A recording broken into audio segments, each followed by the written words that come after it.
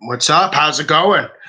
And I'm not here to go. I'm not here to further demoralize you guys, but I do think we need to go back to what I said just 2 months ago. And I didn't believe there would be an NFL season, and I made quite clear, and I said in nothing but absolute terms. I said without a bubble, the NFL will not have a season, and we don't see any plan yet. The players obviously aren't with this plan. We see Andy Reid wearing these weird face masks. Like, that's going to help anything. There will probably not be an NFL season this year. And if there is an NFL season this year, it's going to be a truncated, short, very, very quick version of an NFL season. And I know this is going to get negative reaction. I know people are going to be mad hitting the keyboards very, very soon. But that's just the reality of where we're at. We can build another reality. We can say, oh, COVID's not going to get into these airports, or that there's only 90 players coming in every day. No, guys, it's going to be damn near difficult. And then the big story this week, or even the past 2 weeks, was lots of players dropping out. Lots of players just saying, I don't want anywhere near this. We saw 7, 8 players for the Patriots, Hightower, Chung. We saw Marquise Lee today say, I don't want any part of this. And we're going to see that as this progresses, that the majority of players want no part in this, because there hasn't been a legit plan put forward by the NFL. If anyone wants to comment below and enlighten me for what the plan is, I would like to hear it. Because there just doesn't seem like there is a good enough plan, especially given how many people play the NFL. And I kept harping back to one point I was trying to make to you guys. A lot of the players aren't willing to sacrifice for you or for the franchise. They're not. It's just that simple. We're even seeing that with baseball. Some baseball players came out today in the New York Post and said there's 10% of people in this league who just don't want to be here. They'd rather golf. They'd rather go to nightclubs. They'd rather eat out. And I think in the NFL, that number is going to be quite high. And we're already seeing it. A lot of players, at least they have the courage to drop out. At least Patrick Chung said, I want no part of this. At least he dropped out. But we're going to see a lot of players bringing COVID into facilities. We're going to see a lot of third-string quarterbacks playing quarterback because a quarterback gets COVID. We're just going to be seeing some really, really nasty stuff on this field, and not nasty in a good way. Low quality, low talent players. There's not going to even be any preseason games. So how are the young rookies going to develop? Well, I already answered that question. They're not going to develop. So their learning curve is going to be behind. Then, from what I'm reading, you can't even have pad practices. I think they only start having pad practices after 3 or 4 weeks. Am I right? I think they might start having pad practices like mid-August. How is that going to prepare you for an NFL season? How many injuries are we going to see in that week 1 once people actually start getting hit? Like, listen, they're going to start this because of money. Let's be realistic. This will start because Green runs everything, and it will start. But it's nothing more than a calamity of what it was. Like, this isn't anything to get excited about. This isn't anything to say, like, damn, football's back. I guess that's why the video output's been low, not because I don't like getting on here and making videos. It's just there's not going to be any NFL, and whatever they throw out is just going to be garbage. And like, listen, it's fine to support the NFL, and we all love this game of football. But would you guys buy garbage just because it had a name brand on it that you liked? I mean, would you buy a Lacoste polo shirt that looked like garbage just because it had the Lacoste name on it? I think we're getting to that point. But Americans, a lot of Americans, they'll just like consume and just buy, and if it says the NFL on it, they think that's good. Marcus85, talk about private player practice. I know there's nothing like the real thing, but still, dude, it's not anything like the real thing, and it's just cringe. Like, how can we talk about private player practices and not just say, like, dude, that might be the most cringe thing I've ever heard? Because anyone who played football or who's been around this game knows that the most important part of team practices is offense against defense when people are actually fucking hitting people. That's how you get ready for the season. That's how the Seahawks are going to get ready for the 49ers. Russell Wilson's not getting ready for the 49ers by having an individual practice alone. Like, I don't even know why we need to go to team facilities to do that. Why are we even calling that training camp? Because that's not training camp. That's just a watered down joke at this point. And we've seen the players already start dropping out, and we've been seeing throughout this whole arc that the players really don't want to sacrifice for this. But also the NFL has failed the players, because the only logical solution in this mess is to have a situation where there's a bubble. I said 2 months ago, and I'll say it again, if there's no bubble, there will be no NFL. Did all of you guys just see what happened in Major League Baseball with the Marlins? There's going to be one or two teams like the Marlins who just don't give a fuck. And that's fine. If you're rich, you want to go out, you want to go to nightclubs, you want to go out to eat, you want to go golf, that's fine. But that doesn't change any point I made that there's going to be people in this league who just don't give a fuck. And that's what we're going to see. We're going to see some teams of 15, 20 people get COVID at some point. We're going to see starting quarterbacks get COVID. Then we're going to see the third stringer have to come in. It's just going to be to a point where I don't know how excited I can get for the NFL. And I wish I could weave something different for you guys and tell you this is going to be old school NFL. It's coming here and we're ready. But it's not. And that's a really good point, because the NFL personnel is a lot larger than the NBA. But the NFL has specific problems because it is very, very high contact. The rosters are huge. The coaching staffs are huge. A lot of people on the coaching staff are beasts. And we need to mention that a lot of players in the NFL are in the at-risk groups for COVID.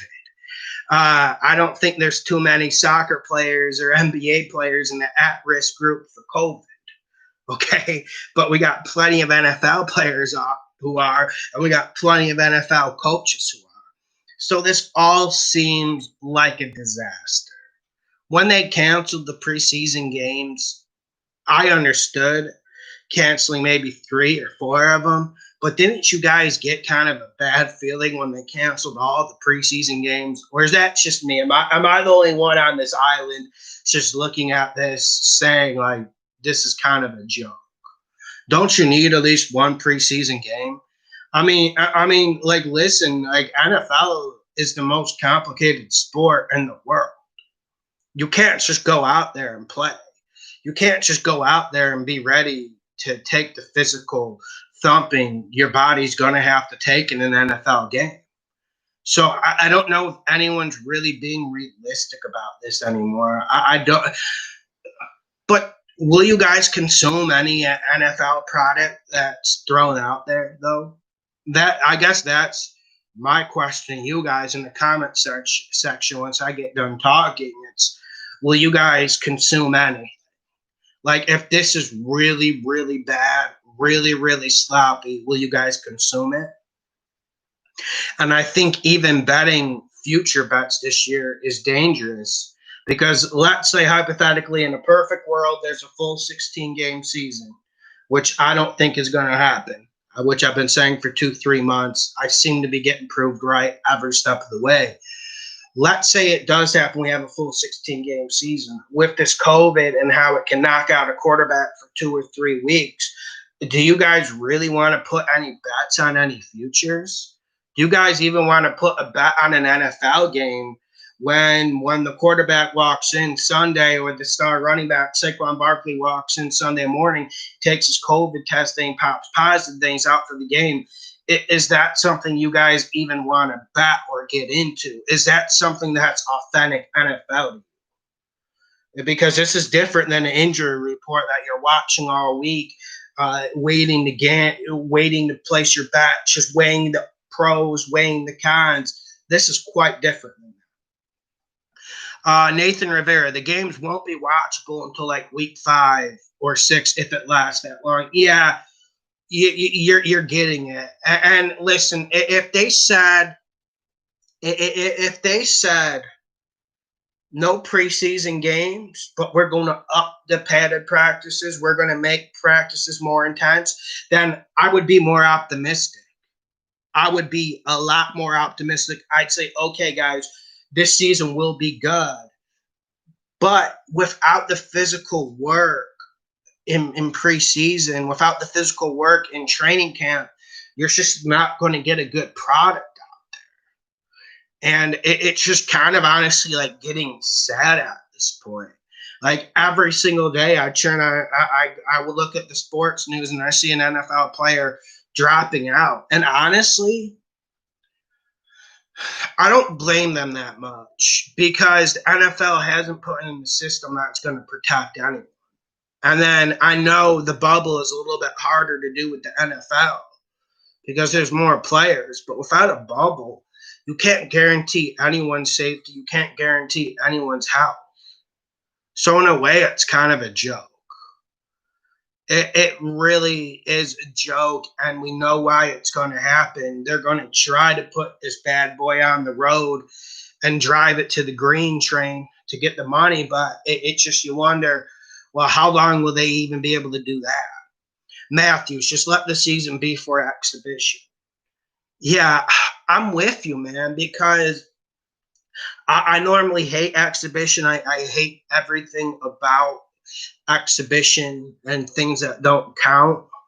But at a certain point, how can we sit here and say that there's going to be integrity in this league this year? I'm going to have to see something a lot different. If I turn it on week 1, people are hitting, it looks crisp, there's not a lot of penalties, then maybe I'll have to change or adjust my opinion. But how can we say this is a legit competitive experience at this point? Because I'm not seeing that. I'm not seeing how it is, and it's a damn shame. Matthew, people need something to watch instead of toxic mainstream media, but the NFL is mainstream media at this point. The NFL's toxic, dude. Like, they say the same thing.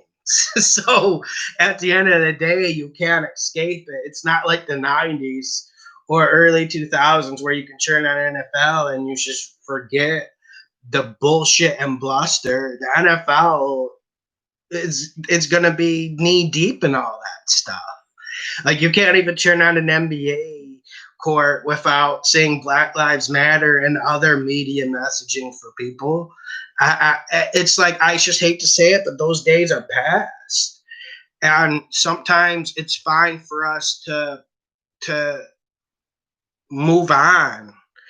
And there's other things in our lives. There's like, whenever you guys want to come to Brazil with me, send me a message. We can get to Brazil. There's other things in life that we can do. We don't deserve to turn on an NFL game and get blitzkrieged with social messaging and political messaging, because honestly, fuck politics. It doesn't make a damn bit of difference who you vote for. Like, we all figure that out by now. Mr. Luther, NFL players going to have a hard controlling their families away from COVID exposure. People just don't listen. Yeah. It's going to be very difficult. And like you said, even if the players are due diligent, how can you be so certain that the family's going to be due diligent? And then also, listen, these players, they're going to be in airports like crazy. And airports are dirty. And I think a big part of how COVID spread is in airports. Am I saying close down now? No, all airports? Absolutely not. I have a flight to Brazil in October, so of course I would not advocate for that. But I do think these NFL teams should be in closer proximity, like Oakland going to the Jets. Like, oh, what could happen? Both states have COVID like crazy, or Oakland goes to Miami, or Miami goes to New York. It just seems like a recipe for disaster. And it just seems like the fans are going to get the raw end of the stick. Either way, the fans aren't going to win here. And that's really who loses. And it always seems like that. Yeah. Marcus says airplane travel escorted COVID. You're 100% right. They actually did an analysis of that, and it was. I actually watched the video where they showed how it was traced and all that stuff. And once COVID broke in China, we still had planes going in every day from Houston to Beijing. Remember that one city, Wuhan, in China? They were still doing flights every day, San Francisco to Wuhan. So it honestly was a joke. But you can't say I want to close all the airports because that will offend people. But I do want to put an optimistic hint on this. I wonder what these NFL teams are doing to get ready. Now, maybe you guys can enlighten me, maybe some new news, bro. But from my understanding, they can't have padded practices for a long time. And didn't they actually lower the number of padded practices in training camp? Uh, I haven't seen exact confirmation on that, but from what I read, that seems to be the case. That was one thing that really worried me because these teams, they don't need preseason games to get right. They need preseason games to get rookies ready. But the Kansas City Chiefs, the Seattle Seahawks, the Pittsburgh Steelers, if they had a real training camp, how training camp used to be in this league in the early 2000s, 90s, they don't need a preseason game. They could come out there and play good, disciplined football with condition and tenacity. The only thing that would lack would be the conditioning in the third and fourth quarter, because even if you have preseason, we're going to see that because no starters going to practice 4 quarters in a preseason game. YG Meach, my opinion, we'll have week one and everything gets canceled. I'm with you. I'm with you. I think they might milk it out a little bit longer than that, but we're thinking along the same line of thinking, and that's where I'm at with it. That's how Marcus is saying a lot of celebrities caught it through flights. I believe that, and yeah, and so I think overall what we're looking at is a situation that doesn't seem like it's getting better. You could actually make an argument that COVID is worse now in this country than it was in March. I guess it depends what state you're in. I guess it really depends what vantage point you're looking at all this stuff with. But from the data, COVID is actually worse in this country now. And from everything that the health experts, now the health experts have been wrong a lot. So let's take it with a grain of salt. From what the health experts are saying, they think October, November, there's going to be an insane just increase. But we've never really seen a decrease. We've just seen COVID move to different areas.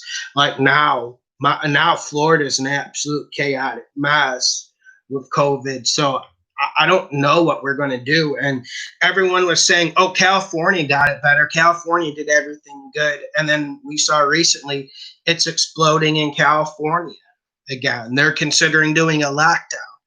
So it's going to be hard for us to get it in. So one thing I want to say before I sign off is I want you guys to be careful about your bets. I wouldn't consider doing a future bet now. If they don't play the 16, you'll get your money back. But I would just lay off the future bets, my friends, because you don't want the quarterback of the team you bet on to get COVID for 3 or 4 weeks, and then your whole bet's fucked. So that was one of the main reasons why I wanted to make this video. I just want you to guys be cautious and do your due diligence before you make those bets. Subscribe, hit the like button, share the video.